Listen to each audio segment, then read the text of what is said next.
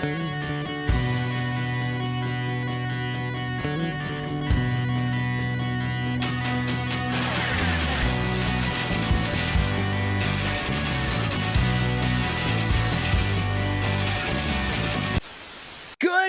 evening, everybody. Welcome to another live episode of The Breakdown. It's been a minute. Last week was our big FOIP special. We were going to hopefully do another FOIP special, but over 900 pages were redacted.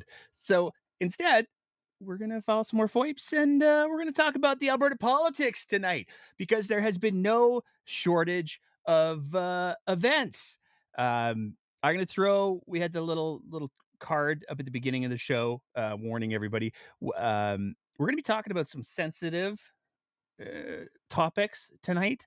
Now, here at the show, the belief is just because they're sensitive topics doesn't mean that they don't need to be addressed, because unfortunately, the UCP went and did a thing. We're going to get to that a little bit later. We're going to go through our regular roundup of the week first, but we are going to be doing some sensitive topics. So if you need to tap out at any given point, that's okay, because there's some absolutely horrifying statistics that we need to bring forward, surface, if you will, tonight. But before we get to that, before we get to all of those horrifying fun things, and just for the record, I'll do another little okay, and here we go disclaimer before we jump into the really horrifying stuff. But yeah, there we go. There's my disclaimer, which probably counts for nothing. So let's get right into it. The big news of the week. It's finally here. On May 26th, Danielle Smith finally pulled the trigger on the by-elections. Ran out the clock in many ways.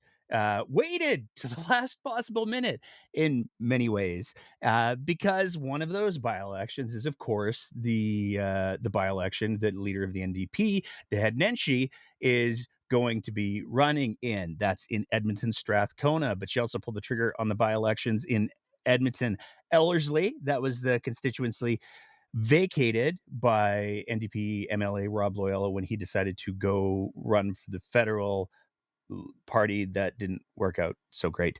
And then in Olds Didsbury Three Hills, where former Speaker of the House Nathan Cooper stepped away. Mr. Cooper went to Washington.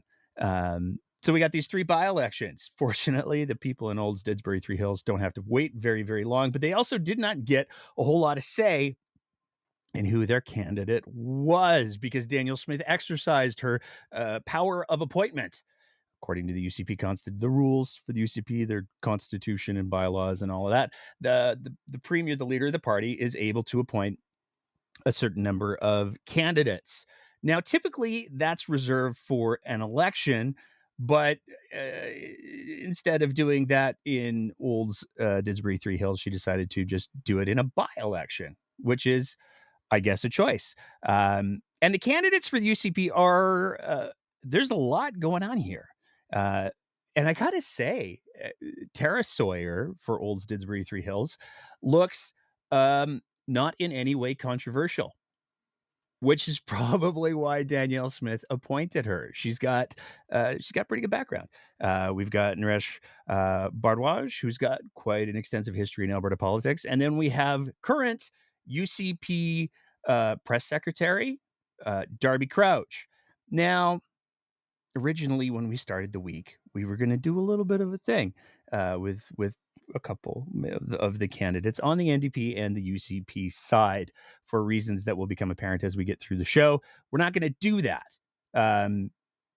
But let's just go ahead and say that the person closest to the party apparatchik, which would be Ms. Crouch, she has already fully embraced the UCP's bad faith campaign bit, which is actually really disappointing. It really, really is, because I've not seen. I mean, I would assume that the candidate for Olds Didsbury Three Hills is pretty much a foregone conclusion. Although the Republicans, they're running their own candidate there. The Alberta Republicans are running a candidate, and by-election. It's just exhausting to say that. And would have loved to have gone into the history of Mr. Bardwash, but we got other things we got to talk about. The UCP did a very, very good job of putting together the little graphic.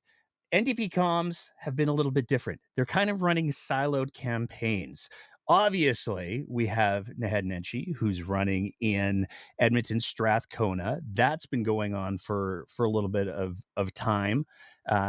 We also have in Edmonton Ellerslie, Gurtej Singh Brar, and I apologize if I'm saying Gurtej wrong. But Gurtej Singh Brar is going to be running for the NDP in Edmonton Ellerslie, and then in Olds.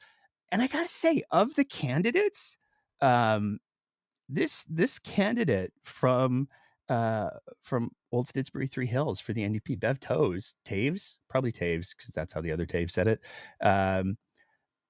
She's got a really like.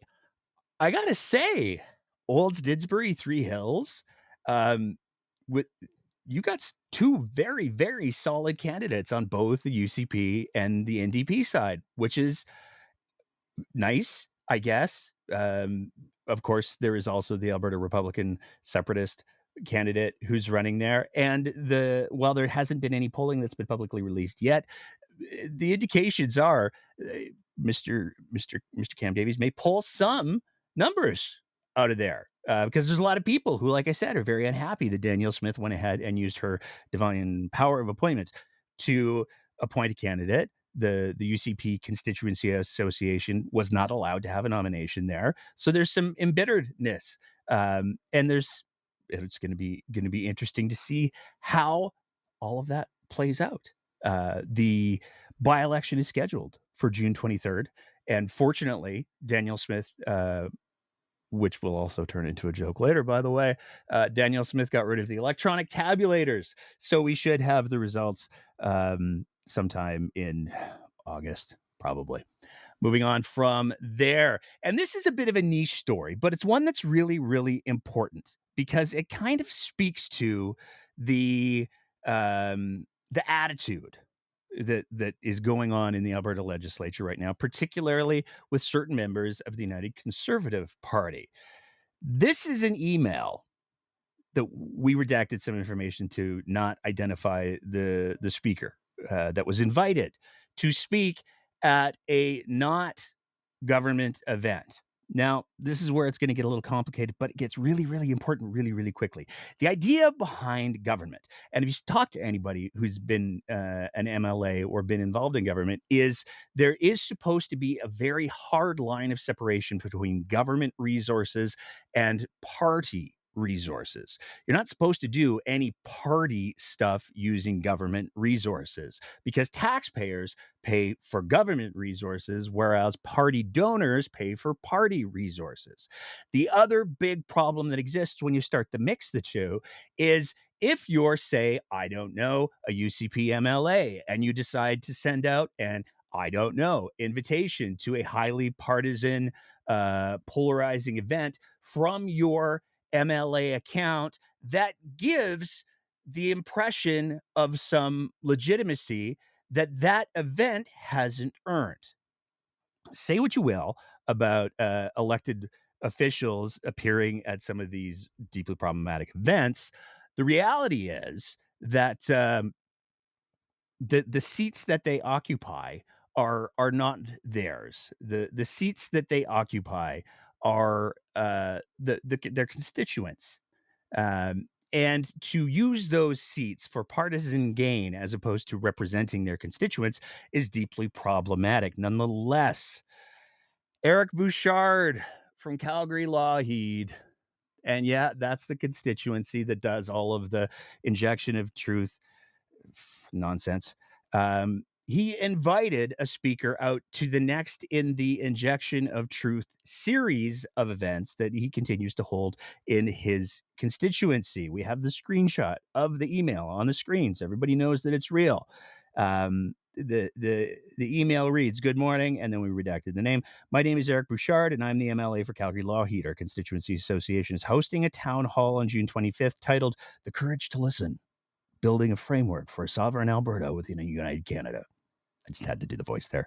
In the spirit of open and honest debate, we are inviting speakers from across the spectrum, including the Monarchist Society of Canada and one of the policy writers from the 1995 Quebec separatist referendum. We strongly believe that a true democracy is best served when all perspectives are heard and considered. Our most recent town hall, so again, right out of the gates, it's very, very clear. This is a constituency association town hall. This is not a government sponsored event. Sending it from an MLA's government email sure does make it look that way to anybody who receives the email. Our most recent town hall was attended by over 550 people in person and viewed by 26,000 live online and has since reached more than 3.5 million views. We are confident this event will also attract significant attention and foster meaningful discussion. I've included my constituency association president. Again, we're stepping outside of the normal spheres that we're supposed to have.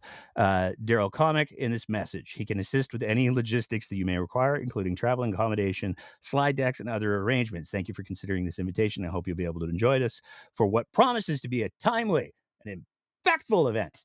So there's a lot of problems here. First of all of the problems that I've addressed, but it's not very difficult to imagine a situation where somebody who receives this email thinks that those expenses that we just talked about, travel, accommodation, other arrangements, could be paid for by taxpayers' money. Now, in fairness to Mr. Bouchard, after this got put out on social media,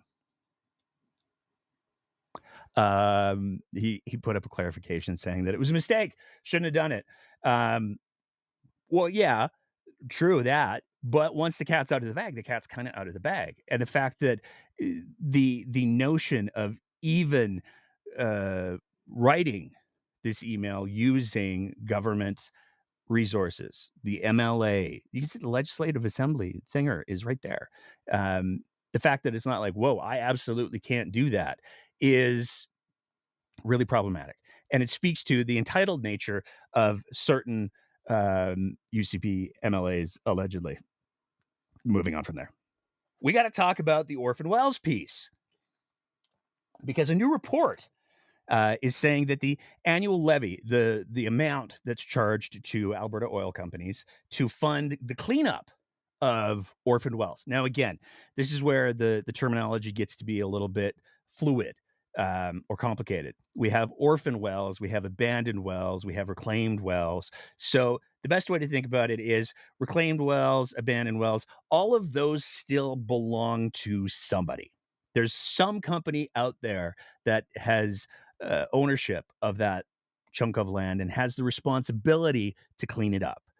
Orphan wells are wells where the companies have gone bankrupt. The companies no longer exist and nobody is around to clean it up. So that responsibility falls to the Orphan Wells Association and ultimately it falls to Albertans. In theory, heavy emphasis of in theory, the oil producers are supposed to pay a levy or a tax or a fee or whatever we want to call it, so that they're putting the money up front so that they can clean up the wells. That doesn't work, though. And this new report highlights exactly that. The report was written by Drew Uchuk, formerly a staff lawyer with the University of Calgary's Public Interest Law Clinic. And he says this year's levy rate, combined with low rates in previous years, is leading to an estimated shortfall of $1.2 billion. Now, again, that is a shortfall for the existing inventory, the stock, which is a really weird term to use because we're talking about like mini environmental disasters. The stock of mini environmental disasters is at the moment right now. There's a boatload of other resources that are expected to be orphan as we go through time. The numbers for what the cleanup to clean up all of these resources, these abandoned things, we're talking like $250 billion in some figures and above. Nobody knows because it's a work in progress, but the estimated funding shortfall to clean up the stuff that's currently in the inventory of the Orphan Well Society is $1.2 billion. And if that isn't made or provided by the oil and gas companies, then the responsibility falls to you and me, the Alberta taxpayer. It is bonkers, absolutely bonkers that Danielle Smith held a renewables moratorium to stop the development of renewable resources in the province of Alberta, which, as we also saw this week, has had a catastrophic effect on investment for developing renewable resources in Alberta, despite the fact that Alberta is by many considered to be one of the best places to do wind and solar. Um, she shut that whole industry down for 6 months, 7 months, in order to make sure that if you wanted to build a wind turbine or a solar farm, that you had to put the money up front in order to make sure that the concrete could be cleaned up. And if you compare concrete to leaking gases that ruin farmers' fields, one of them is objectively worse. One of them is objectively less worse. The concrete is less worse. It's the concrete is less worse. The oil wells, the gas wells, those are much worse. So she shut down the renewables industry in order to make sure that renewables had to pay to do their cleanup, but oil and gas continues to not have to pay enough to clean up their own messes. Moving on from there, we got two pieces that we got to talk about with the corrupt care scandal, as the NDP have called it, the alleged corrupt care scandal. So I don't get text messages from my lawyers after this show. Uh, there's two significant developments that happened in the alleged corrupt care scandal. The first one has to do with the Auditor General, and there's a bunch of legal maneuvering that has gone on in the past couple of weeks in regards to the lawsuit that was filed by former AHS CEO Athana Mentzelopoulos, where she alleged wrongful dismissal. She's suing the government for $1.7 million. Her statements of claim have contained some very incendiary um, accusations, allegations against some of the behavior that has gone on within the government, within Alberta Health, within Alberta Health Services, that she allegedly tried to blow the whistle on in conjunction with working with the Auditor General. She disclosed some documents to the Auditor General. The province has said, we want to know what was in those documents. They weren't her to disclose, darn it. Um, and so there's been all this legal stuff. The long version and the short version is that the Auditor General got intervener status, which is to say they have a dog in the fight in the lawsuit. Now, it's not so much the outcome, but they have concerns. And this week, Albertans got to see what those concerns were. Basically, what it says is that Doug Wiley, the Auditor General, is opposed to the government's efforts to question Mentzelopoulos regarding specific records and information she provided to his office. It argues, the Auditor General's office, and the statement that he filed, that questioning would, in essence, be an indirect way for the government and AHS to get an early heads up on what documents Mentzelopoulos has provided to the Auditor General. So there's a lot to unpack there. There's a lot to unpack there, because in effect, what the Auditor General is saying is, I don't want the government and AHS to know what areas I'm going to be looking into. I don't want them to know the specifics, which has some fascinating implications. Some of those implications have already bubbled up on social media. There's no shortage of people who are saying, oh, why is the Auditor General concerned that the government and AHS might get an early heads up on what he's investigating, unless there's concerns that they might try to do some sort of cover up? That's one of the questions that's been asked by multiple pundits. And it's a fairly legitimate question, because the Auditor General is only saying, I don't want them to know what I'm going to be looking at. I don't want them to know what those records are. I have my own investigation to conduct. I won't tell anybody, I promise, what's in them until I finish my report. So he's making a very clear argument that there's not going to be any violation of any kind of privilege or anything like that. But he is saying, I would really like them to not get an early head start on knowing what's going to be in my report, which again is wild, because the big question has to be why. But the other big news that came in the corrupt care scandal this week had to do with one of Danielle Smith's favorite go-tos in talking about the scandal, the investigations. Deputy Minister of Economy, Jobs, Trade, and Immigration Christopher McPherson has issued the following update on the independent third-party investigation of procurement and contracting processes used by the Government of Alberta and Alberta Health Services. In March 2025, the Honorable Raymond E. Wyatt, former Chief Judge of the Provincial Court of Manitoba, was appointed to lead an independent investigation into the procurement of pharmaceuticals and the services offered by chartered surgical facilities by the Government of Alberta and AHS. An interim report was to be delivered to the government on May 30th, 2025, with the final report being delivered June 30th, 2025. When the investigation was being initiated, I was instructed by Premier Danielle Smith to ensure that Judge Wyatt had the time and resources necessary to bring his expertise to bear fully on the matters under consideration. Since then, the government and AHS have provided thousands of documents to Judge Wyatt. A significant number of individuals have been identified for interviews by Judge Wyatt.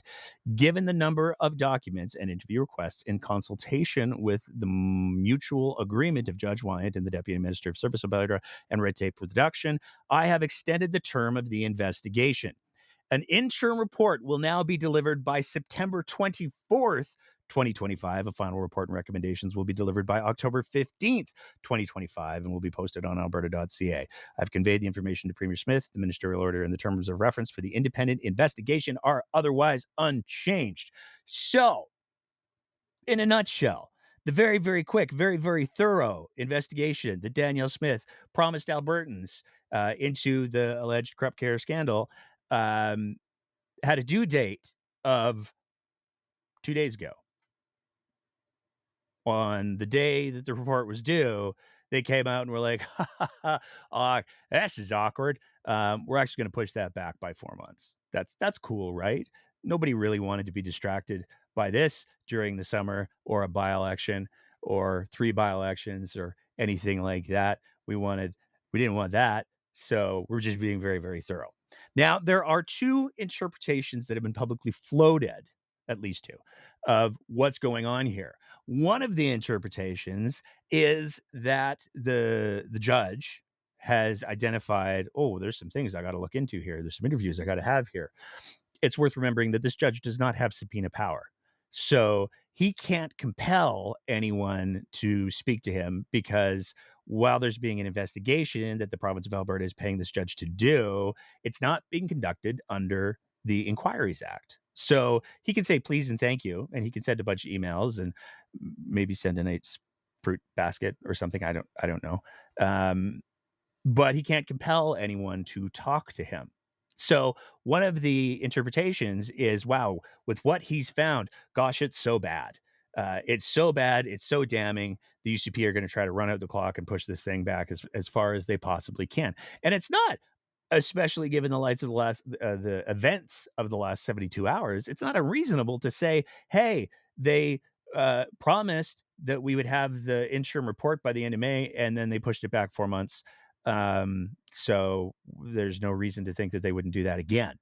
That's a perfectly reasonable interpretation.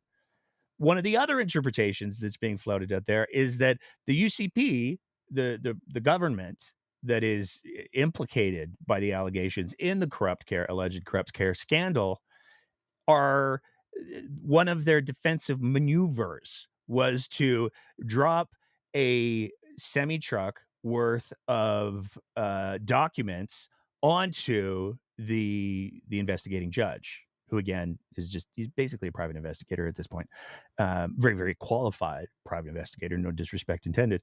But they basically dropped a boatload of paper on him and said, "Best of luck sorting through all of this. Good luck finding the needle in the haystack. We've given you 6 haystacks and 1 needle." Nobody knows for sure. And again, that's problematic because this scandal, there are pieces of what's been alleged, as we talked about on our last episode. There are pieces of what's been alleged by the former AHS CEO in her lawsuit that are demonstrable with the FOIP information that has been obtained, not just by us, but by many other people who have been chasing this whole disaster down. So Albertans really do deserve to know, but the moral of the story is they won't for a while. Moving on from there. One of the things that was predicted was when Daniel Smith rolled out her anti-trans, anti-medical freedom, anti-medical choice, anti-parental choice policies on the provision of gender-affirming care, was that there were going to be some lawsuits, and it turns out there have been some lawsuits. There's one that was announced just this week. That's what we're here to talk about next. So the CMA, the Canadian Medical Association, has filed a lawsuit against Bill 26, Danielle Smith's I want to be in every doctor's room legislation. From the CMA's release, doctors are governed by the highest standards of ethics and professionalism. Under Bill 26, they are now powerless to provide independent expertise, clinical guidance, and treatment options when it comes to gender affirming care. This legislation has put me and many of my colleagues in a state of moral crisis, says Dr. Jake Donaldson, a Calgary based family physician providing gender affirming care to about 40 adolescents. The CMA asserts that Bill 26 and its proposed changes violate the freedom of conscience of physicians in Alberta, contrary to Section 2A of the Charter of Rights and Freedoms. Protecting freedoms of conscience in medical practice ensures doctors can provide medical guidance and treatments in the best interest of their patients without facing disciplinary action. And the language of this little piece is really quite fascinating, and it's fascinating for a bunch of different reasons. One of the reasons is this is the language that Danielle Smith has said that she's going to be using in order to pursue the changes to colleges. She's referred to it as her Dr. Jordan Peterson law. So she's been very, very clear that she believes that physicians should be able to do as they see fit unless it makes me feel icky, in which case then she's going to use the power of the province to bring the boot down on kids who are already disproportionately vulnerable. That's the reality of the situation. It's hypocrisy at the highest level, and it's becoming something of a stock in trade for Danielle Smith. But it's pretty entertaining that the CMA chose to use that kind of language in regards to their announce of their lawsuit. And that brings us to the thing. So I'm going to put the disclaimer in here now. I wish I didn't have to. I wish I didn't have to talk about this because it's so stupid. And it's such an overreach. And it's all just so bad. We're going to get into the book bans. But in order to have a conversation about the UCP's book bans, the Demetrius Nicolaides announced on Monday, there are some things that we're going to have to address. And this conversation is not going to be comfortable. There's no way to have this conversation comfortably. So if you're able to stick through it, I think it's a very important conversation. We wouldn't be having this conversation on the show if it wasn't critically important, if it wasn't being horribly misrepresented, and if we hadn't gotten inundated with messages from folks since the announcement came out. And I feel like before we get into the content part of the segment, I don't really know how to thread this needle. I'm going to be honest. I really, really don't know how to thread this needle. One of the things that I've heard from multiple people is there is a performative piece that seems to be being utilized. There seems to be individuals that are being chosen and elevated specifically because of their sexual orientation.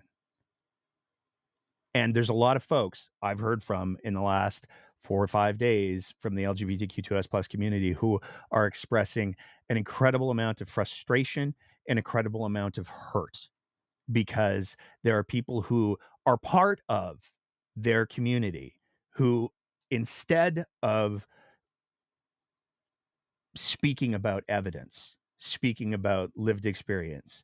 The term that I have heard used and was asked to use, and I'm really uncomfortable with this because I'm as I've said many times on the show, I am as vanilla on the spectrum as you can possibly be. I am a straight, um, cisgendered, middle-aged white guy, and so it's really uncomfortable for me to use my voice to speak to issues for communities that I am not a member of, and I wanna be really clear, I wouldn't be doing this if I hadn't been asked by so many people to make it clear.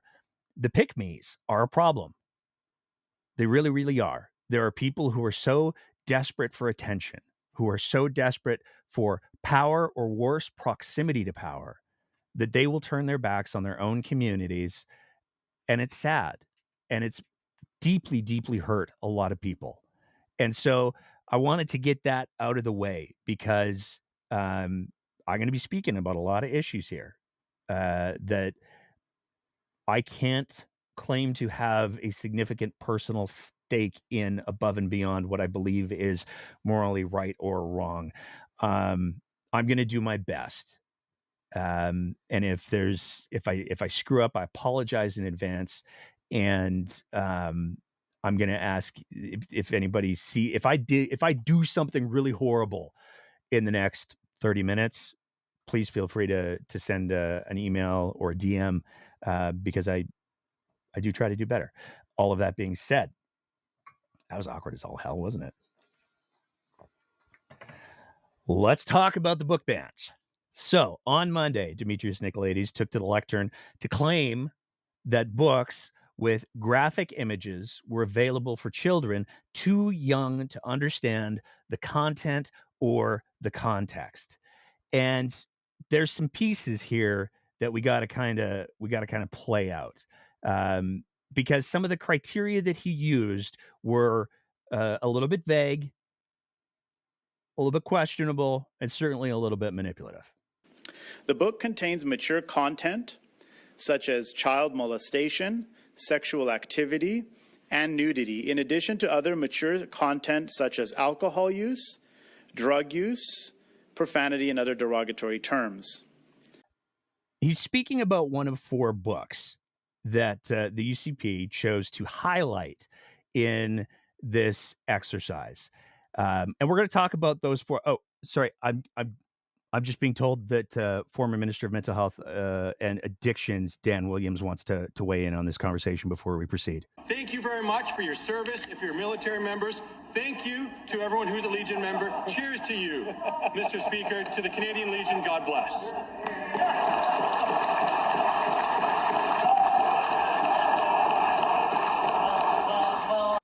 We wouldn't want kids to be exposed to negative alcohol use or inappropriate alcohol use, like inside the legislature by a minister of the crown. That would be something that we definitely wouldn't want kids to do. Good thing, presumably, there were no kids in classes attending the legislature as part of their education that day. Let's hope, at least. So there's some hypocrisy. There's some fear mongering going on.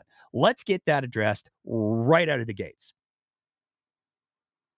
The argument at its high level is there's some things that some kids are too young to understand. And I want to be clear here.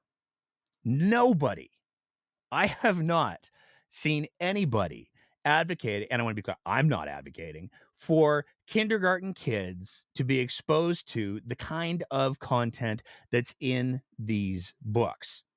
Let's be clear about that. These books do have age ratings. They have been assessed by people trained in the what are these books appropriate for? What age is this group? What age groups are these books appropriate for? Nobody is saying that these books should be put before kindergartners. Nobody's saying that these books should be put before kids who don't have the ability, who don't have the thinking skills um, to interpret them and understand them. Nobody is making that argument. But the argument that the book should be completely removed from the schools because of their content is a very problematic one. And this came up at the press conference. What if somebody complains about the Bible because there are, not graphic depictions, I don't believe, but there are written accounts of things like rape and murder and some things that probably are not topics that are not necessarily appropriate for elementary schools, to your point. So what would happen if somebody raises objections to some of the explicit content that we see in all kinds of books, including the Bible? An individual has the opportunity to raise any objection that they have with any book found in a school library. They can do that currently. As we go through the next couple of months in engaging on the development of these policies, our intent is to ensure that extreme offenders such as these ones that have been identified do not make their way into a school library. Of course, there are lots of examples of in a variety of different novels and other important works that maybe contain references to violence and other pieces. So that's where I think we need to work on helping to develop the standards. Is it a challenge to have a book that has commentary about violence? Probably not. Is it a problem to have a graphic novel that has graphic depictions of oral sex? Probably. So that's where I think we need to work to draw some of those lines. So it's not the content. It's not the content that bothers the minister and the people who brought this to his attention. Who, yes, we will be getting to shortly. It's the pictures you see. That's what the concern is, and this is where context gets to be so important. So, what are the books? There's 4 books that the UCP has decided to highlight as being problematic. There's one called Fun Home, which, oh gosh, that sounds like it. No, it's a family tragic comic. It is a dirge of a book that highlights a lot of tragedies that occurred in this family. It's also worth noting that it's a memoir. It's autobiographical.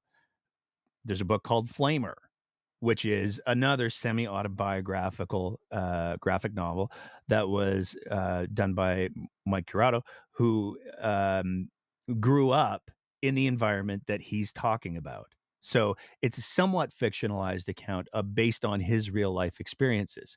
There's a book called Blankets, which is, again, an autobiographical book, and there's a book called Genderqueer, which is, again, an autobiographical book. Now, these books have been very effectively talked about, denigrated. There's been certain panels that have been presented to the media with little pieces blurred out. And that's probably not a bad thing that some of these images were blurred out. But there's a couple of things that we got to put back into context. These are not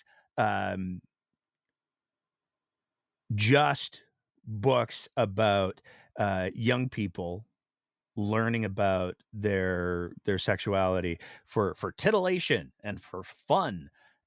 This isn't what these books are. And we're going to go through each of them, and then we're going to talk about a few things. So we're going to talk about the first one, Genderqueer, which is by Maya Kobabe. I'm sorry if I'm getting that wrong.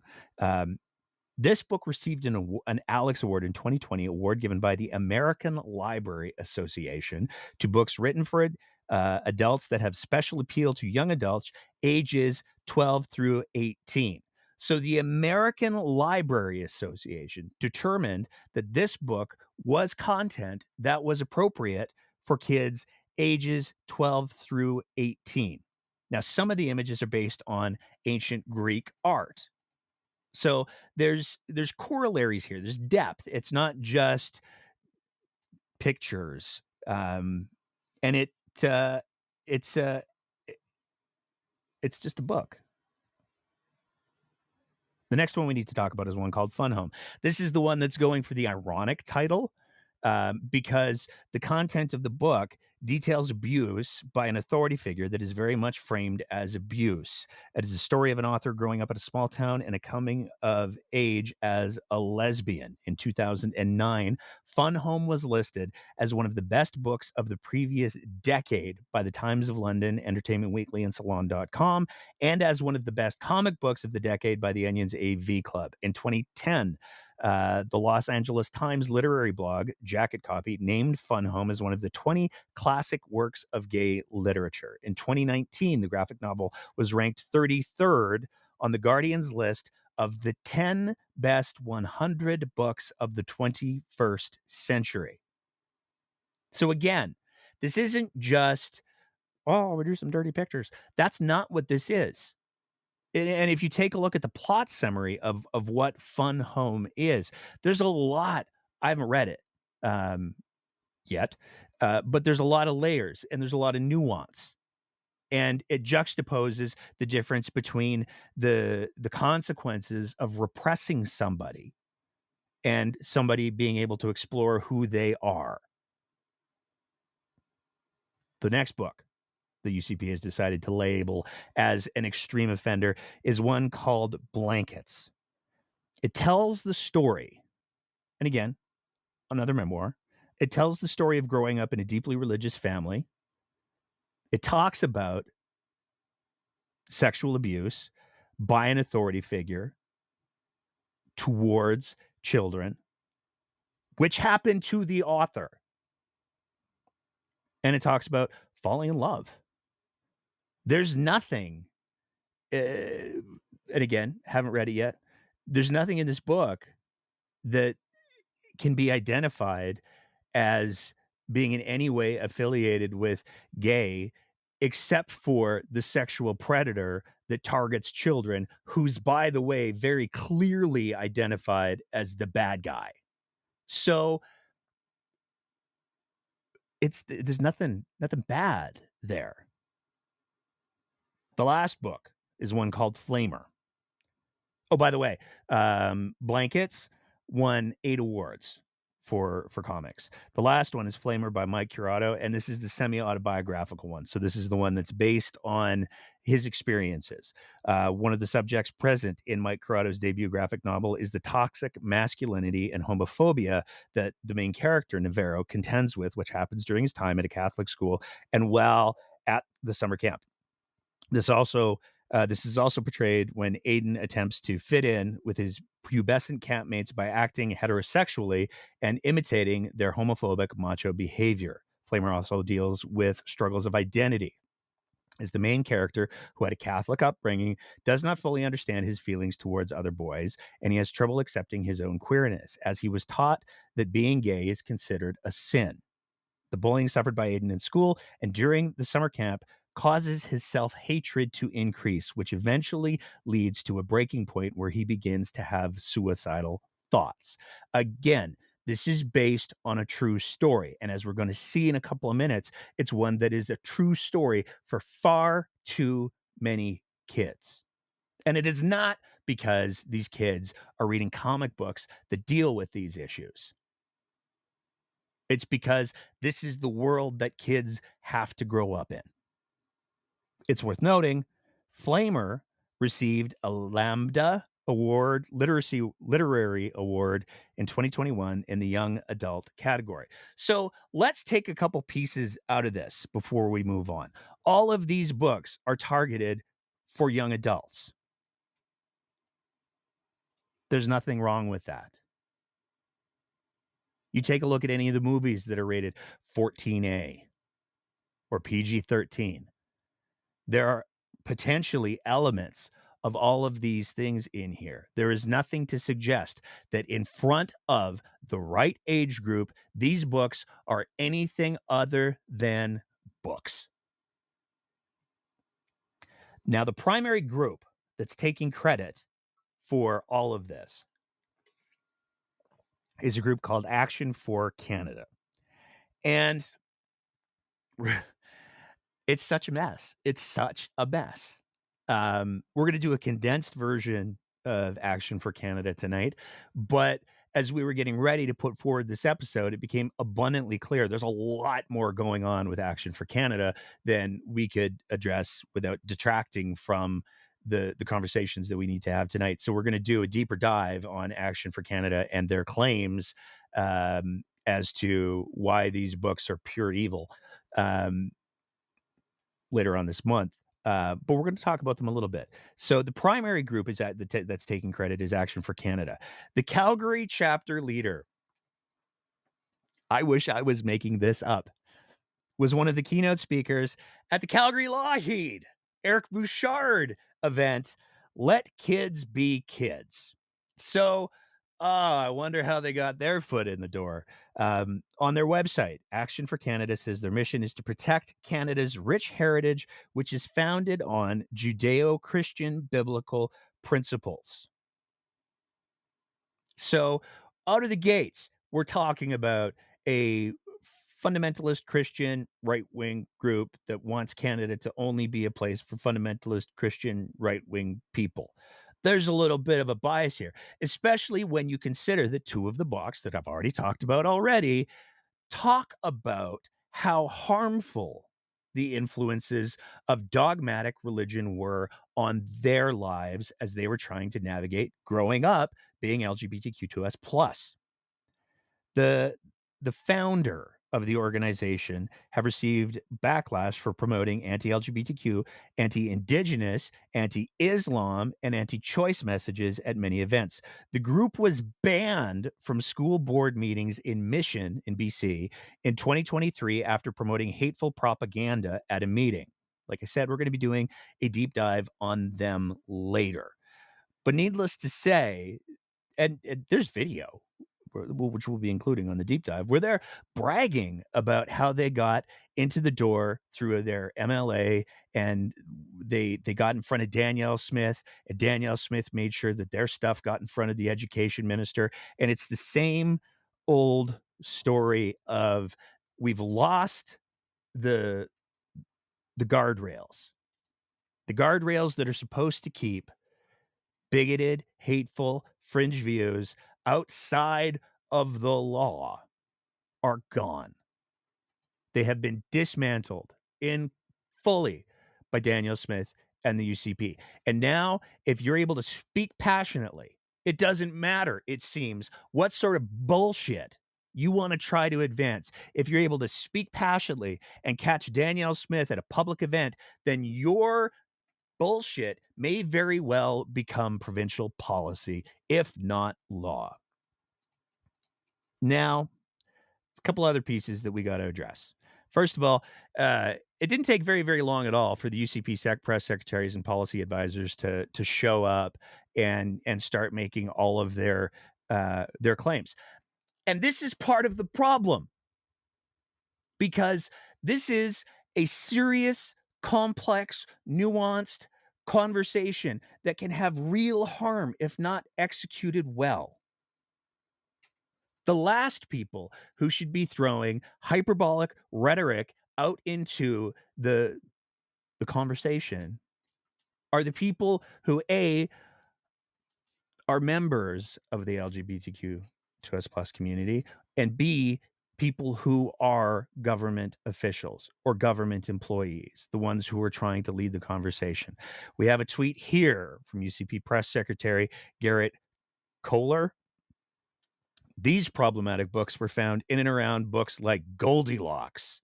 And then we see Flamer, which, by the way, has no explicit nudity in it. There's mentions of things, much like in the Bible, um, but there's no graphic sexual acts that are portrayed in Flamer. So let's get our context right from the start. The book on the left, the Flamer book, that has no graphic nudity. There's some implied nudity for sure, but there's no graphic nudity that is depicted. There are implications for sure, but as we heard Minister Nicoletti say, as long as it's not graphic and explicitly depicted, then it's fine. Second of all, and I cannot believe I have to say this. But if you look closely at the picture and the Goldilocks book that Flamer is beside, it's not Goldilocks. It's Goldilocks Wanted Dead or Alive, which is a graphic novel. But again, we're going for the bad faith arguments. We're going for what is going to be the most incendiary thing that we can say. What is going to make people the most angry, the most afraid? And if there are kids who get caught in the crossfire, oh well. That's just the cost of doing business. That's just the cost of appeasing our stakeholders. And that's the really gross, horrifying part. One of the other things that's worth keeping in mind about this press secretary's damning tweet with graphics is it revealed, a couple of close looking people caught it. It revealed the school that these books were the picture was taken in. And as much as we have that UCP candidate who's running in Edmonton right now, running around saying, "Oh, Nenshi, do you believe that kindergarten children should be exposed to books like these?" At least one of those pictures is from a school where there are no kindergarten children. There are no grade 1 children. There are no grade 2 children. There are no grade 3 children. That school starts at grade 4. So we're talking about kids that are at least 9 to 10 years old at the lowest end. And there are protections that exist inside of these libraries to make sure that these books aren't checked out by kids that they're not age appropriate for. So out of the gates, the UCP and their little minions have done an exemplary job of misrepresenting the issue, of framing the issue badly, of straight up lying or being profoundly disingenuous because it's not Goldilocks. It's Goldilocks Wanted Dead or Alive. Two very different books from very different time periods. The main themes of Flamer, the book that's in that picture, beside Goldilocks Wanted Dead or Alive, are toxic masculinity, homophobia, bullying, and suicide as a result of those things. And while those things are alluded to, nothing explicit is shown. But instead of addressing those issues, instead of acknowledging that there is a staggering number of kids who deal with the issues that these books try to talk about.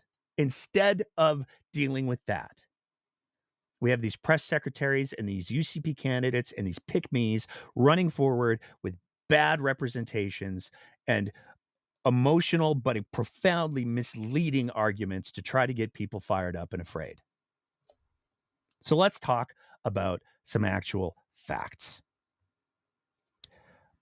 According to the Children's Health Policy from the Simon Fraser University in 2024, suicide is the second leading cause of death in this country, behind only unintentional injuries for 15 to 19-year-olds, and it's the third leading cause for 10 to 14-year-olds. I'm going to read that again because these are the stakes that we're playing with. These are the stakes that these partisan hacks are just messing around with because they don't care, but they're so consumed with advancing their own personal profile and their own personal agenda that they don't give a good goddamn what the costs are. Suicide is the second leading cause of death in this country, behind only unintentional injuries for 15 to 19-year-olds, and the third leading cause for 10 to 14-year-olds. Suicide accounts for 25% of all deaths among 15 to 24-year-olds. And that is the demographic that these books are trying to throw a lifeline to. According to a study done by the Association of Alberta Sexual Assault Services in 2019, 1 in 3, 34% of Albertans experienced sexual abuse while they were under the age of 18. 1 in 3. The same study estimates that 325,000 Albertans under the age of 18 have experienced some type of sexual abuse.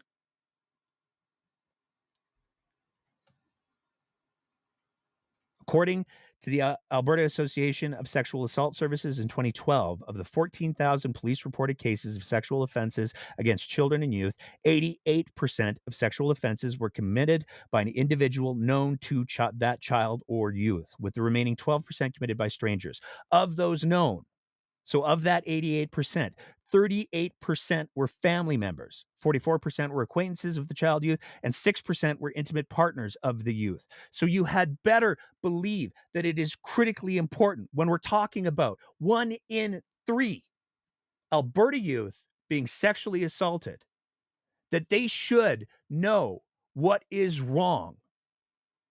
They should know when somebody's trying to touch them that way or get them to be touched some way, that that is wrong. Books like these help to educate kids about bad touching. And they help to normalize that if you have been a survivor of that sort of thing, it's not your fault. And this is what the UCP want to take away. And it's predominantly every single one of those books except for one. And the images that they chose to trot forward as being examples of this is very, very bad are all images involving the LGBTQ2S plus community, which are disproportionately affected.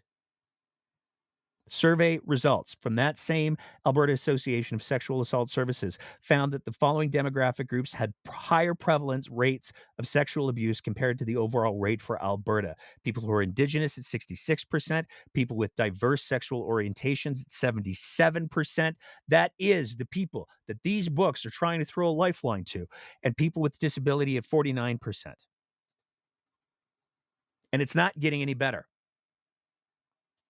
This Alberta Association of Sexual Assault Services paper that I'm referring to here compared their results in 2019 with the best former study that had been done in 1984. And whether we're talking about youth being exposed, youth being threatened, youth being physically assaulted, all of the numbers are up. Some of them by more than double. This is a problem that is not going away, and it's a problem that's not going better. And forcing kids to not have access to resources that teach them the things. And again,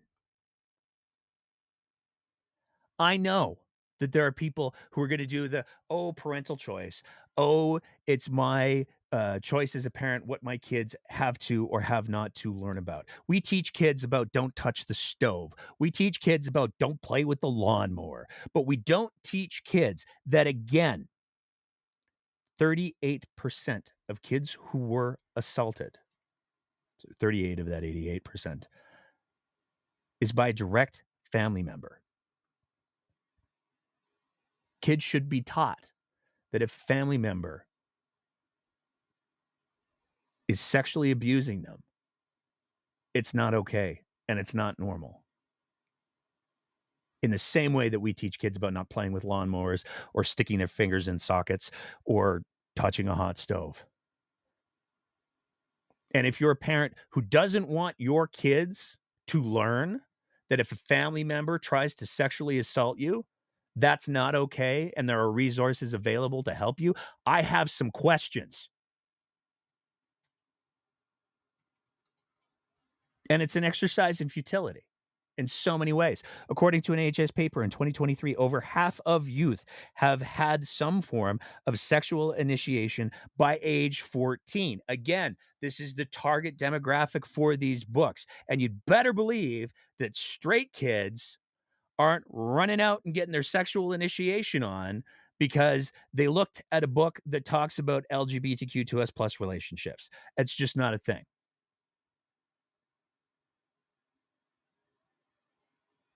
It's uncomfortable for a lot of people to think that 14-year-old kids are experimenting with their sexuality and their bodies, but it happens.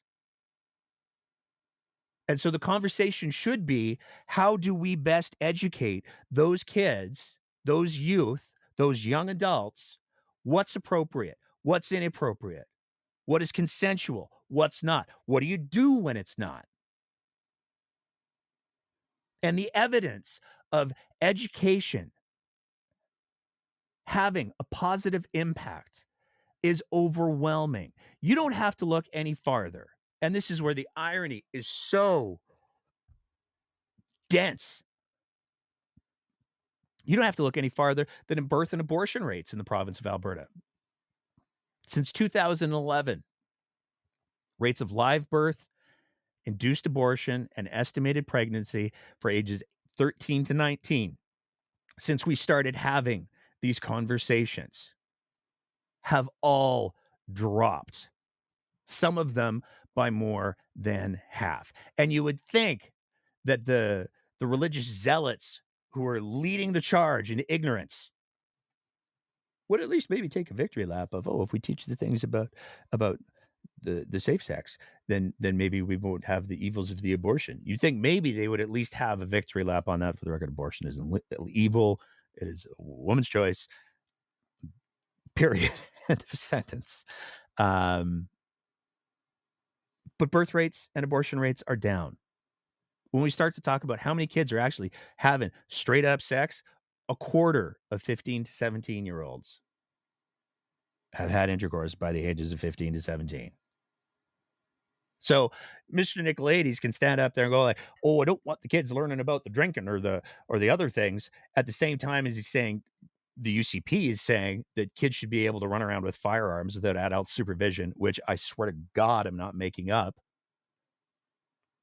It's still going to happen. People are going to people. It's what they do. How do you best prepare them for it? How do you best educate them for it? And most importantly, how do you keep them safe when they fall into the target of a predator? And it's frustrating.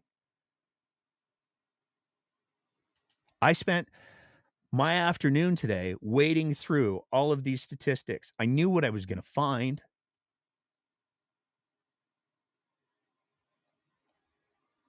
But it's the reality. And so the question shouldn't be, how do we have these UCP pick-me's who are stepping forward with bad faith arguments, with no regard for the consequences, with no regard to the damage that they're doing, not only to LGBTQ2S plus youth, but to kids who are the victims of sexual predators.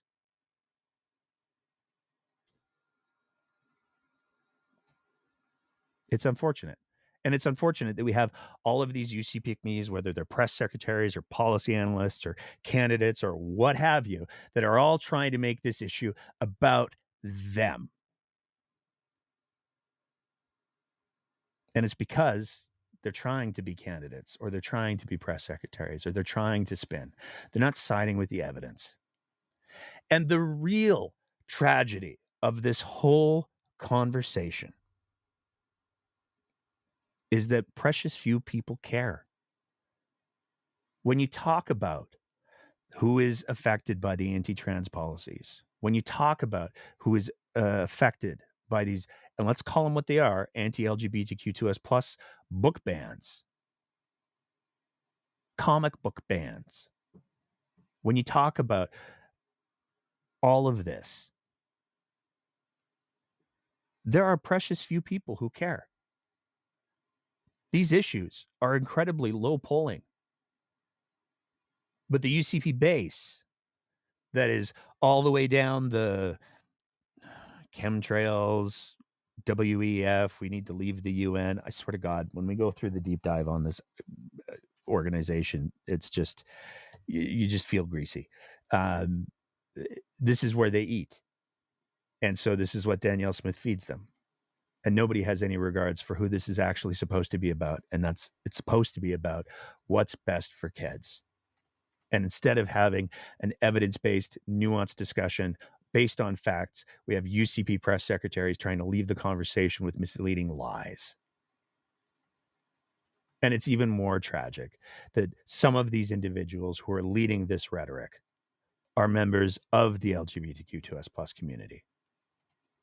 And again, I recognize I have no stake in that fight from a directly personal level.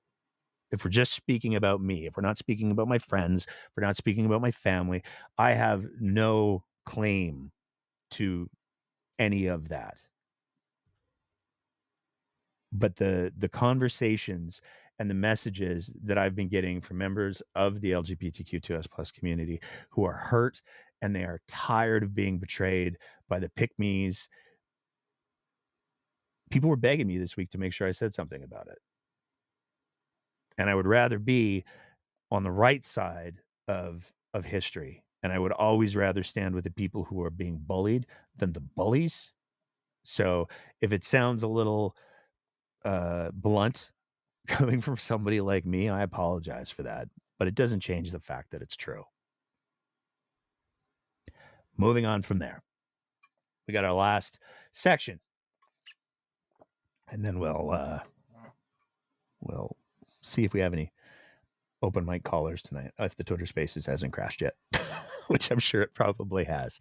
We're going to talk about, I didn't want to leave it there. I didn't want to leave it on that note. So I wanted to make fun of Danielle Smith for a little while. And that's what we're going to do now, because we're going to talk about your province, your premier performance that happened yesterday. And there is an awful lot to unpack. First of all, I've been listening to Your Province, Your Premier since Jason Kenney. It was a Kenney thing. Jason Kenney started it up when he was still premier. And one of the things that's fascinating is, when it's on the radio, obviously they take their commercial breaks and everything, but the podcast version has never, ever, ever before had ads in it, which is probably good for a long list of reasons. Until this week. You know your child best, and every child learns differently. If you're looking for an education that aligns with your family's values and your child's aspirations, Alberta's independent schools may be an excellent option. As an integral part of Alberta's education system, they also provide the power of choice, making sure the right environment is created where your child can thrive. From specialized programs to faith-based learning, discover the perfect independent school for you and your family right in your neighborhood. Explore the possibilities by visiting Oh, did we cut off the website there? Oh, I'm so sorry. I'm not going to do your free advertising for you. I'm not your monkey. But it is profoundly telling that all of a sudden we are seeing these religious faith-based choice advertisements being thrown up on the Danielle Smith Comedy Hour. And let's get right into it, because Danielle Smith had some ideas about some things. And one of the questions that came up had to do with I'll leave that for after. It had to do with nurses. So have you considered changing the way registered nurses are actually trained? In past decades, they were trained in hospital, and it was a 3-year program. Now they've all been required to have a university degree, which is a 4-year program, and it's not necessary to have a full degree to be a nurse caring for people. So I'm wondering, it would reduce training time, training costs. You could get more nurses trained. And if those who want a degree, they could add on that extra year if they want to go into research or something like that. That's a good idea. I can tell you that we're having a very similar conversation in education. If there's a way for us to have multiple different pathways to get teacher certification, that we're going to be rolling that out in the coming months. But I think that there's probably a parallel conversation to have about nursing and going back to doing some of the things that worked in the past very well for us. So it's a great idea, Denise. And the one thing I would say is there's also a couple of things. We've been very successful at accrediting nurses from across the country. We've gone from 36,000 nurses to 46,000 nurses in the time that we've been in. So I think that's a positive indicator. But we also recognize that nurses have opted to do part-time and casual work in our province more than anywhere else. We only have 39% that are full-time for a variety of different reasons. I think we're hoping to create a better working environment so more nurses want to work more hours, want to work full-time. But in the absence of that, I think Denise is right. We'll just have to be able to train more nurses so that they can, so that we have a constant group of new people coming in to be able to accommodate those who might be retiring or scaling down the amount of hours they work. I'll look into that. Thanks, Denise. So really what we need is nurses who know less, who have less skills.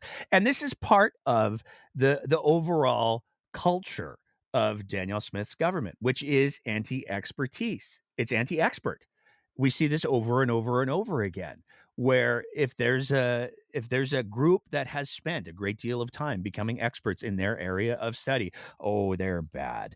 We need automatons. We need people who can just do the things. They don't need to understand the things that they're doing. They need to just do the things, and it's really unfortunate because it for both of those professions, for teachers and for nurses, it's more than okay. So we're going to give you this PowerPoint deck, and you just go ahead and read off of it. That'd be great. Thanks so much. There's so much more to teaching than performance. And to suggest otherwise is a direct assault on the work that teachers do. Almost as if, I don't know, there's some kind of a teacher strike coming and Danielle Smith is now weaponizing that in order to try to turn the public against teachers.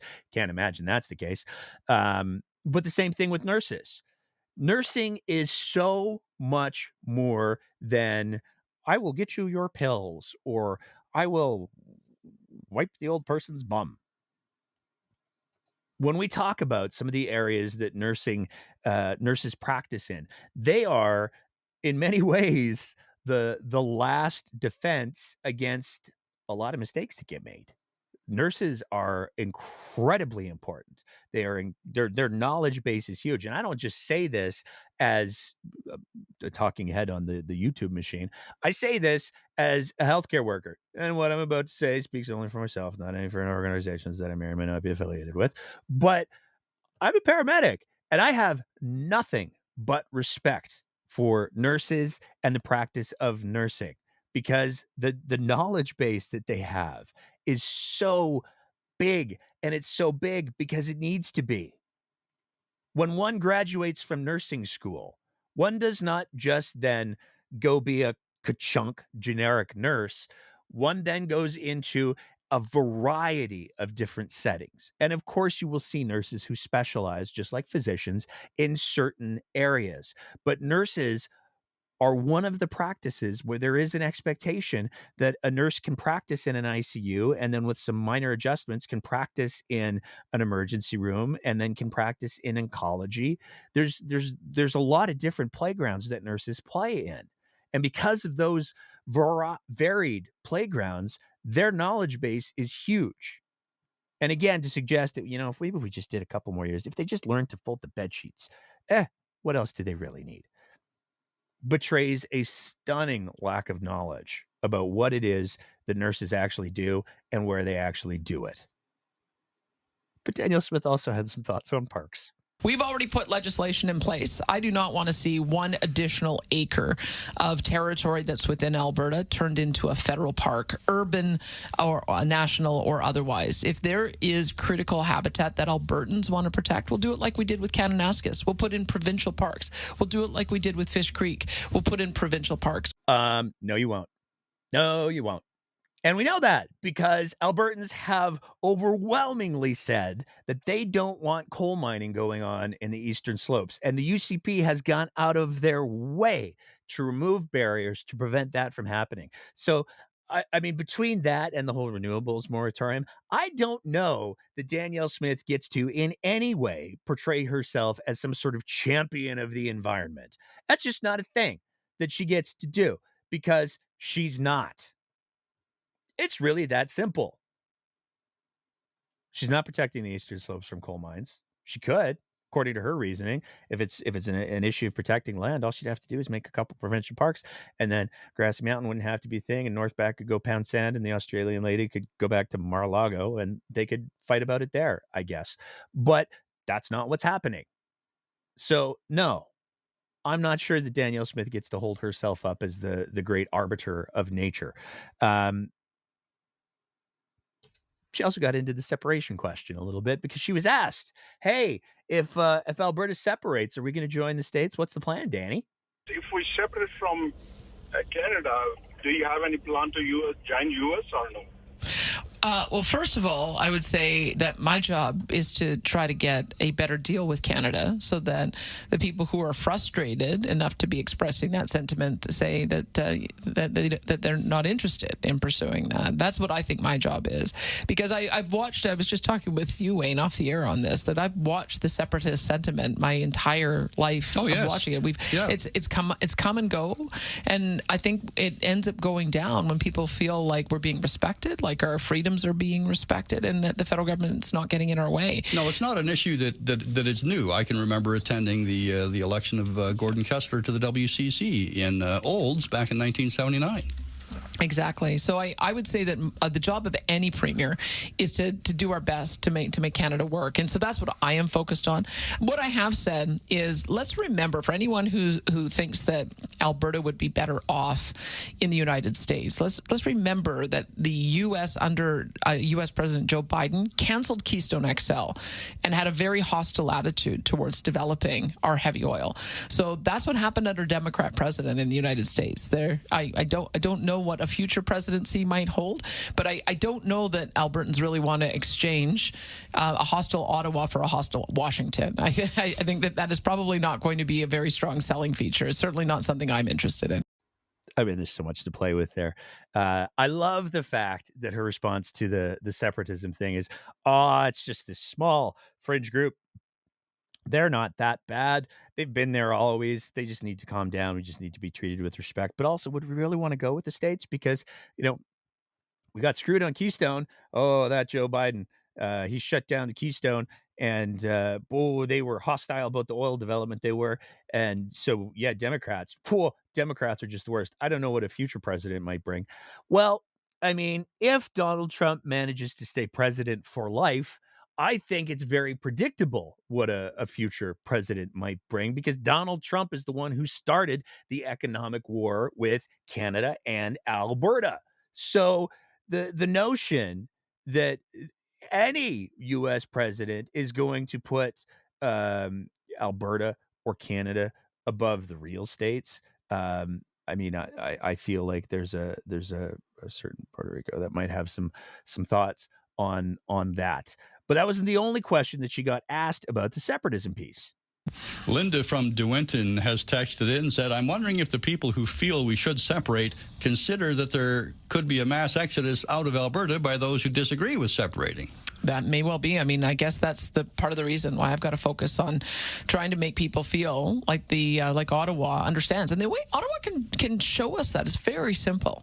I think that they really need to recognize that we have a different and distinct character in Alberta, and we don't want to do things like they do them in Eastern Canada or like Quebec. Quebec is the same way. Quebec has a distinct way of wanting to be able to enact policy, and that's okay. Those who like the way Quebec does things can move to Quebec. Those who like the way Alberta does things can move to Alberta. We don't need to have the federal government trying to create uniformity in all things across the entire country. They've got to show some respect for the fact that we've got a different resource endowment, that we want to develop a different way. We've got different priorities for how we deliver social programs. We've got different ways that we want to protect firearms owners' rights. And all of those things are going to matter in the conversation with Ottawa. And we'll see pretty soon whether or not they're going to respect that. I'm sorry. I've lived in Alberta all of my life, except for a couple of months. And I've lived in rural Alberta, and I have lived in urban Alberta. And the notion that Alberta is a distinct, homogenous culture is unbelievably funny to me. It's just laughable the differences that exist between the character and the culture of rural Alberta and urban Alberta are wildly different. And it changes from where you go in different municipalities, different cities. There's always different little pieces. The notion that Alberta's resources, the fact that the map was arbitrarily drawn out of the Northwest Territories in 1905 to give Alberta oil is so dumb. It's so dumb. It's so dumb. And it's bonkers that that's the thing. Well, we like our guns and we like our oil, so we're pretty much a distinct culture, just like Quebec, ignoring the fact that Quebec's history is way deeper and goes back to the very formation and exploration and discovery of this land that is now called Canada. It's to try to compare the histories of Alberta and Quebec. The only thing that demonstrates is that you don't know boo about history. That's really it. Um, and again, if you take a look at what are the things that Danielle Smith talks about, she talks about her social programs, which are wildly regressive. And as I stated earlier, there is a very small percentage of the population that cares about any of the incredibly regressive things that Danielle Smith is doing on either side of the issue. Most people, it's just not a thing that they're putting any energy into. That's just the reality. And so to try to say that it's our social stance in the UCP in Alberta that defines us as a province. The recent polling is very clear. The differences between the NDP and the UCP are 10 to 15%, which means that there are a lot of people who very strongly disagree with the social programs that Danielle Smith wants to advance. So it's not a distinct thing, unless her argument is, and it may very well be, that the only real Albertans are the United Conservative Party Albertans. If that's her argument, I mean, she's wrong. Let's be clear about that. But that would at least have some logic to it. But she was also asked about the public inquiry and the corrupt care scandal. A public inquiry, and there was one before that was done by somebody who was a lawyer, Steve Allen, looking into the funding of environmental groups against our industry. There's lots of ways to do a public inquiry. We hired a judge to get all of the information and to give us a report, and so that is what we're doing. The judge has said that he got thousands of pages of documents, and he needs to interview several people in relation to what he's learned, and he just asked for more time of the deputy minister who's responsible for this.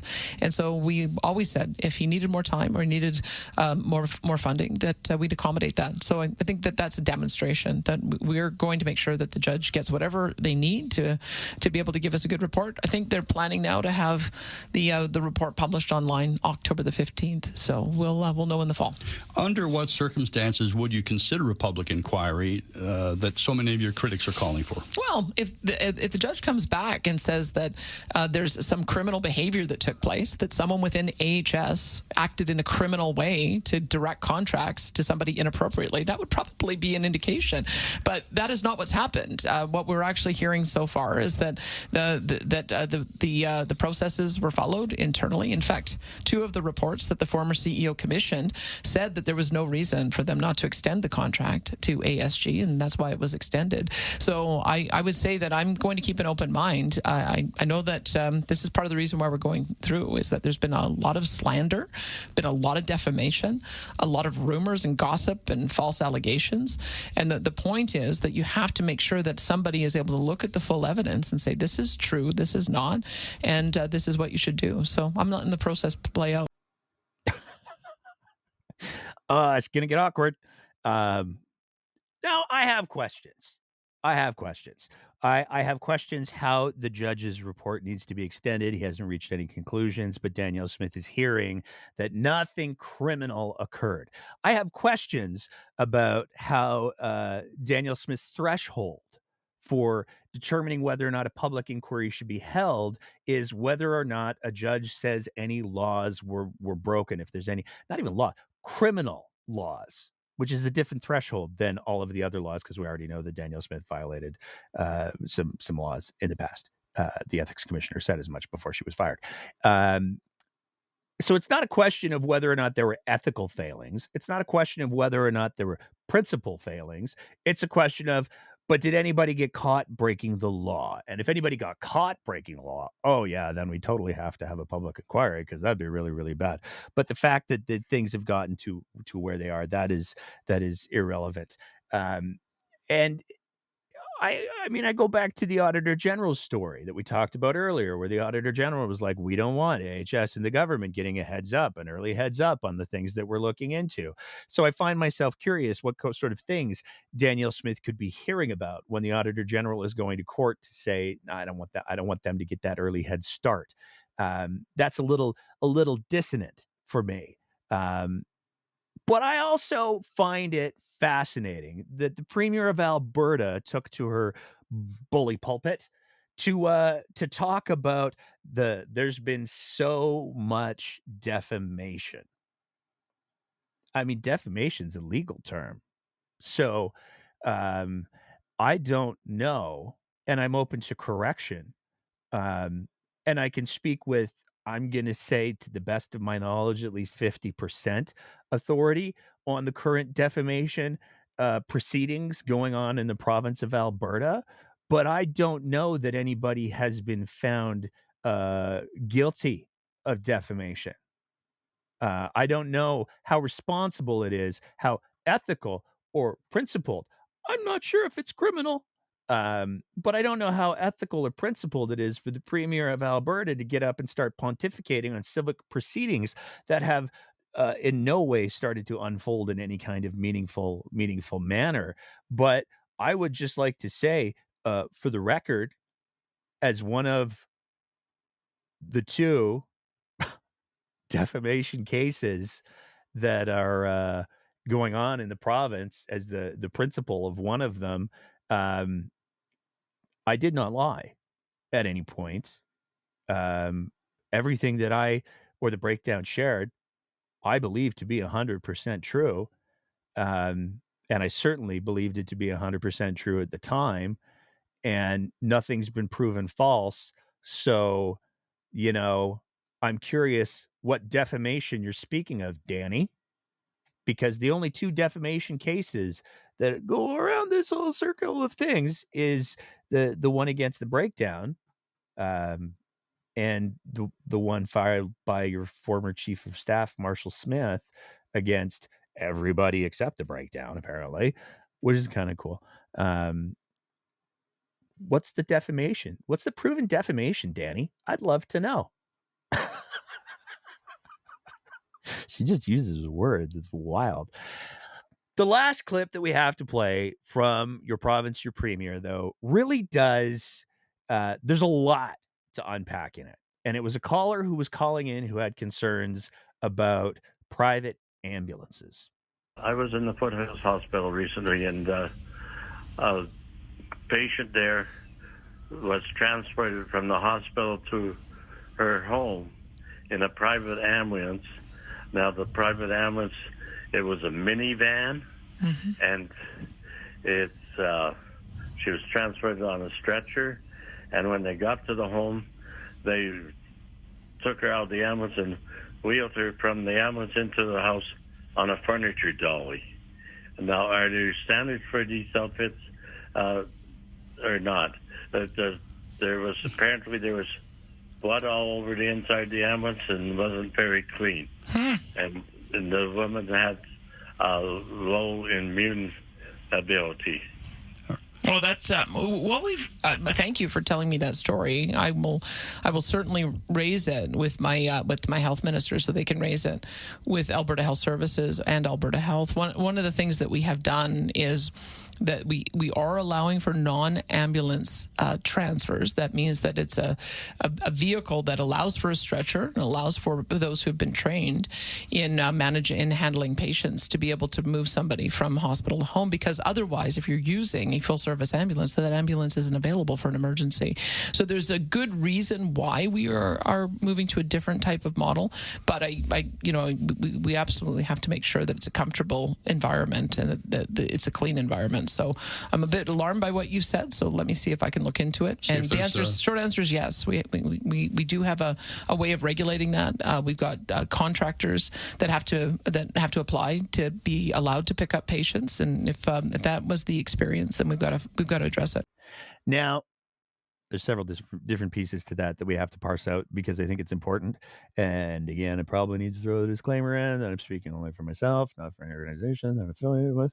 But all of that being said, there is no doubt. And in fact, there is a lot of research that backs this up. As soon as you add a profit motivation to people who are delivering healthcare, there is a tendency, a pattern, some might say a certainty, that there will be corners that get cut. Because if you're paying the public system $100 to make a widget and you say, I bet the private system can do it better, we're going to give them the same amount of money and they have to make the same widget.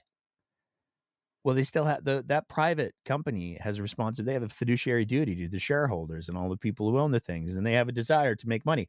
So something's got to give, whether it's the working conditions or the quality of the product, something's got to give. Now, I have some questions about this story, and this is purely speculative, but I have some questions about this story because there is, I mean, 100%. There are, Daniel Smith has made a very public of the fact that she's brought in private companies to do certain types of transfers between hospitals and returning people to home. That's a reality. So that's 100% a thing. I'm curious myself as I listen to this, how a ambulance would end up getting blood all over it. That to me, something has to have gone catastrophically wrong. Um, and so the two options that I find myself left with are maybe it wasn't blood, which is possible, or maybe that's just how bad the delivery of these private services is. There's precious little information to work from here, but the reality is we live in a province where stroke patients were being transferred to hotels that they could not physically get out of under the profitization of Alberta healthcare. So is the story deeply alarming? 100%. Does it probably deserve a little bit more empathy than the premier offered up there? 100%. Because the notion that anyone would believe that that's possible is deeply problematic. Is it possible that this happened as described, unfortunately, in the province of Alberta? The answer to that question is also yes. And that's really, really unfortunate. And it's really, really scary. And it should be the kind of thing that makes the Premier of Alberta stop and go, oh, maybe there's some problems with my very clever plans here. Maybe I'm not quite the loophole finder that I thought I was.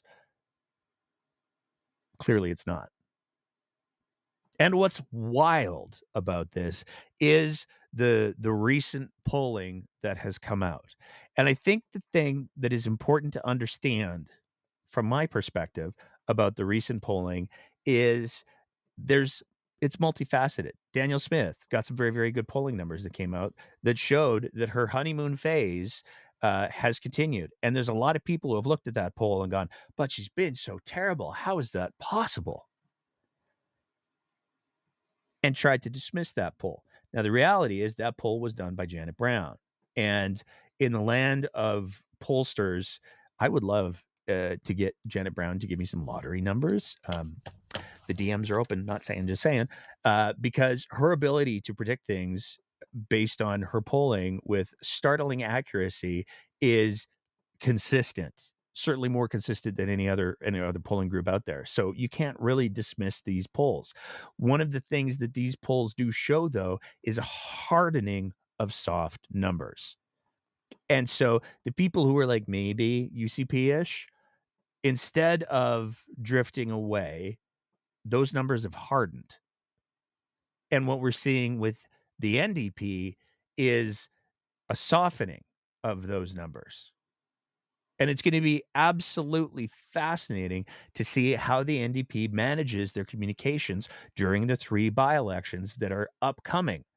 Because one of the sentiments that is definitely out in the ether is that nobody really knows what's going on with the NDP. Nobody really knows what they're doing. Their comms haven't been super consistent. They haven't been hammering on a specific message. But there's another very real problem that the NDP need to address.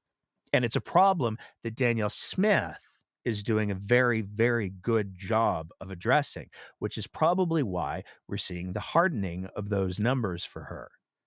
And that problem is the world is a very messed up place right now. There's so much going on. We've got the Donald down south running around like a orange orangutan in a very expensive dish shop, with no safeguards in place for him. We've got his cabinet that doesn't seem to understand the basics of the Constitution, the principles of which that they're sworn to uphold. It's a bit of a mess down south right now, and we have to deal with all of that here. We have the continued horrifying conflict in the Middle East that appears to be, in many ways, only escalating. We have the conflict going on with Russia and Ukraine. We have the adversarial relationship that has been manufactured and maintained in no small part by Alberta politicians with the federal government, and the nervousness about what the new prime minister of Canada is going to do. We're coming out of a pandemic. We're coming out of economic uncertainty. We're coming out of all of these things. And if history has taught us nothing, one of the things it has taught us is that in times of crisis, people look for a strong figure to say, you know what? I've got this. I am going to fight. Oh, I'm going to fight. I'm going to fight so hard. I'm not going to stop. No matter what, I am in this to win this. I have your back. I'm going to make things normal for you again. I'm going to make it okay for you to be you again. That is what Danielle Smith is doing. I don't know what the NDP are doing. I mean, I have a lot of respect for a lot of people in the NDP. I can only think of 1 or 2 of them that I would be legitimately afraid of making angry at me. I can only think of 1 or 2 of them that I would be legitimately nervous about. Oh, if I got into a ga a I don't know, an argument, or a disagreement, I yeah, ooh, I don't know about that one. That one, that would go badly for me. And there are NDP MLAs that I would be absolutely terrified of getting into an argument with, because they have strength and conviction, and they can back it up. Jody Stonehouse, I'm talking to you right now. I would be so scared if Jody ever got angry at me. Oh my God, I would be terrified. But the bench strength for I'm going to fight for you is limited. And so far, a lot of the things that the NDP have been talking about are the things that Danielle Smith has been doing a very, very good job of throwing them. It breaks my heart. To me, everybody in Alberta should be livid at the anti-trans legislation that Danielle Smith brought in. Every Albertan should be livid at the fact that the UCP government is trying to ban age-appropriate books for age-appropriate demographics because, oh my gosh, some of them, they say mean things about religion, and they also there's the gay, and I don't like that either. Albertans should be livid about that. That is a violation of so many basic freedoms. But here's the truth. Most Albertans aren't. Most Albertans are worried about the big ticket items. And until the NDP starts to talk about that in a way that says, I'm going to fight for you for these things, that is believable, we're going to have some very real problems in this province. Because right now, Danielle Smith owns the charisma dial in politics in Alberta. With the vast majority of Albertans, not the vast majority, the majority of Albertans, Danielle Smith owns the charisma dial. And the NDP have to figure out how to get their charisma numbers, they're up. They have to figure out how to give Albertans confidence that they will fight for them and that they can fight for them. And I'm not saying I have the solutions, but that's the reality. The NDP have allowed themselves to be defined as a very, very niche social group. And they got to fix that because Albertans care about the big ticket items.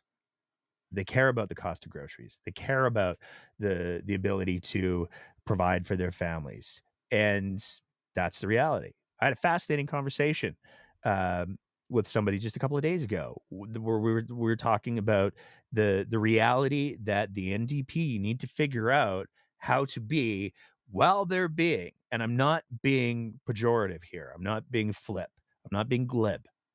But while they're being a safe space for all of the people that Danielle Smith are targeting, they also have to find a way to make sure that other demographics feel safe there too. And I had a conversation with an NDPer who was saying, you know what? I don't really care if young men don't like us because they're bigots and we don't want them. And that is a betrayal in many ways of what the aspirations of the NDP are supposed to be about. The NDP are supposed to be a party that says, you know what, we're not going to leave anybody behind, and we're going to do some educating. And it's that educating piece that I really would love to see the NDP start to do. I would really love to see them not just talking to the people that are going to show up for them anyways, but reaching out to the young men that are drifting conservative because nobody else will talk to them. And this goes back to the pieces of, if you don't do anything to address toxic masculinity, it will self-perpetuate. And so are you going to lead, or are you just going to pose for selfies?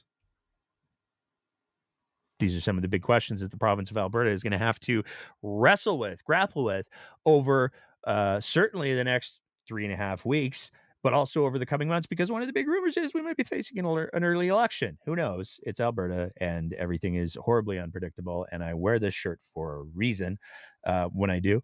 So it's very, very hard to predict. That being said, and our Twitter space has crashed. God bless you, Elon. I swear to God, we're going to come up with a new way to do the call-in stuff, because this is ridiculous. This is the second or third time now that I have deliberately left room at the end of the show to have a call-in, and the thing has failed. So,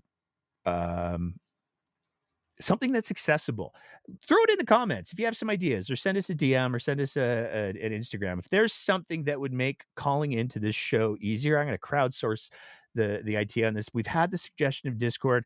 I love it, but I don't love it because it's you got to be like a computer person to know what Discord is. I want to find something really easy.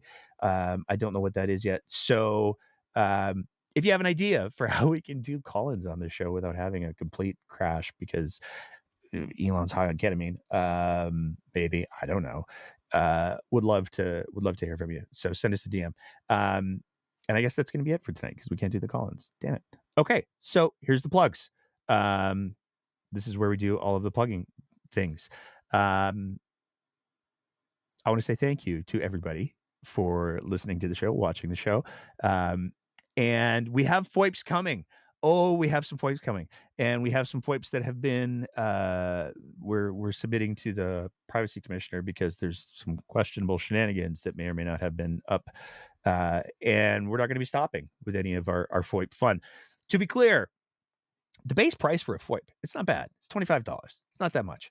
But when you start to get into making them look for things, those numbers can go up fairly quickly. So it is by no small part thanks to our Patreon supporters that we're able to do those FOIPs. We're able to get the equipment. We're able to think about what is going to be a better way to do call-ins on the show. And that's because of our Patreon supporters. If you appreciate the kind of content that we're trying to produce here at The Breakdown, we would love nothing more if you can afford to. Sign up to be one of our Patreon supporters at www.patreon.com/thebreakdownab. You can set your own little rate for how much you want to support, and we're going to be having some things in there. I'm going to plug that in just a second. That are just exclusive to our patrons, especially with the summer coming up. We're going to be dialing back a little bit on the live shows just for the summer. Because we have some specials that we want to produce. We went down to the Crow's Nest Pass. We have some video and some other pieces of that whole story that we want to talk about, and that's going to take a little bit of time to put together. So we're going to be taking some time to make sure that we're able to do that conversation the justice that it deserves. We have a bunch of our FOIPs coming up that we're going to be talking about as well. And all of the stuffs get put up to those not live shows go to our Patreon sponsors first. So there's it's not a lot, but it's a little something. I will say this though, for our Patreon supporters. We've got a treat. We've got a treat coming. I am so excited. I've had this idea for a Canada Day show for a while. And there were little pieces that I needed that were not yet in place. So I wasn't able to make it happen. But I've had this aspirational goal for doing something for a Canada Day show. And we have executed on that. I know it's a month away. I know it's June 1st today, but the Canada Day special that we're going to be dropping for everybody just before Canada Day, I am so grateful and excited for it. I can't even begin to tell you. It's just so good. That's going to be going up in 2 weeks for our Patreon supporters as an exclusive for our Patreon supporters. And it's so awesome and good. And I'm very happy about it. So there's my Patreon plug. That being said, if you're not looking for a long-term commitment, you're looking more for the short-term thing, you can also send an e-transfer to info@thebreakdownab.ca.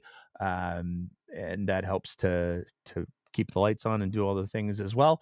And finally, the last thing that I'll plug is our ongoing litigation continues. And if you want to help us fight back against that defamation suit, which hasn't been settled yet, Danny, nobody said any defamation has been found to have happened. Danny, cool your jets.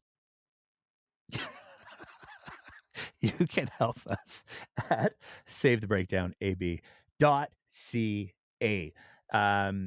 That's it for tonight. I apologize. I know there were some people who were looking forward to doing the speaking thing. I was looking forward to having them. I don't know what the friggin' problem is with the Twitter thing. So my apologies to everybody there.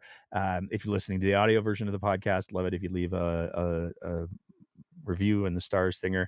And if you're watching us on the YouTubes, like, subscribe. And this is the new ask, because one of the things that I find fascinating is there's a lot of folks that are saying, "Oh, why doesn't the breakdown get more views?" I mean, probably because I don't pursue it that aggressively. But you need to share the stuffs. So if you're listening to the show, if you'd like something that we said, if you thought that we handled something well, please let us know. And do a little share on it doesn't matter if it's on the YouTube or the Twitter. Maybe not the Twitter. I'm angry at the Twitter tonight. But Facebook, wherever it is, share it. If somebody likes listening to podcasts, be like, "Hey, I got this podcast. This guy rambles a lot, but sometimes he's entertaining and he has some good points occasionally." Got a lot of people helping him do that, but you just give it a listen. Any of those things that help us get in front of more eyes and into more ears, always helpful. I want to say a huge thank you to the chat tonight. I've been trying to pop in and out of it. And so, yeah. I love the little community that we have. I love that, like, we start the show and there's like 5 people, 10 people who pop up right away being like, "Hey, everybody." It's a positive little place, and I really, really value that. So thank you everybody who's in the chat. Thank you everybody who has, joined in tonight, and I think that's what I've got. So before we go, there's one other formality I need to make sure that I do. How's your BS detector evolved over time? I tend to be pretty trusting. It just never gets old. It just never does. I don't know why. I'm sure you're all tired of hearing me say that, but it never gets old. And I want to, before I go, one other thing. If, unless you're a UCP press secretary, well, no, even if you're a UCP press secretary, I'd be open to hearing how you're wrong. But tonight's show was hard. It was a challenge, and it's a difficult needle to thread. I don't know if I threaded it. I'd love to hear from you if you thought I did. I'd love to hear from you if you thought there were other points that we should have included. So send us a DM if you're of the DMing sort, and if you're not of the DMing sort, then 100% you can send us an email to that same email address that we had up on the screen a minute ago. He said. Yeah, it's the same one as RE transfer. So you can send if I am open to hearing feedback. So send an email to info@thebreakdownab.ca if I offended you. And that's it for tonight. Thank you all for hanging out and turning in. We will get this call-in thing sorted out come hell or high water. And that's what I got. So thank you all. We'll see you. Maybe not next week. We'll see. We got to play it by ear. We'll play it by ear. We'll see soon, in some capacity or another. I just really want to get this Grassy Mountain thing done. So keep your eyes out, especially if you're a Patreon supporter. We're going to do like a special little Patreon get together, and we are going to try to organize something of a summer live event thing later on in the summer with locations in, for sure, Calgary and Edmonton. I'm also toying with the idea, if there's anybody in rural Alberta who wants to give a hand organizing it, maybe we come out to the southern Alberta, maybe the Clare's Home, the Nanton, maybe the Fort Macleod. I don't know. We'll see what we see. If that's something that you dig, let us know. Tough show tonight, I know. Thank you for everybody who weathered it, and we'll see you when we see you. And in the meantime, and in between time, as always, take care of each other and keep the conversation going.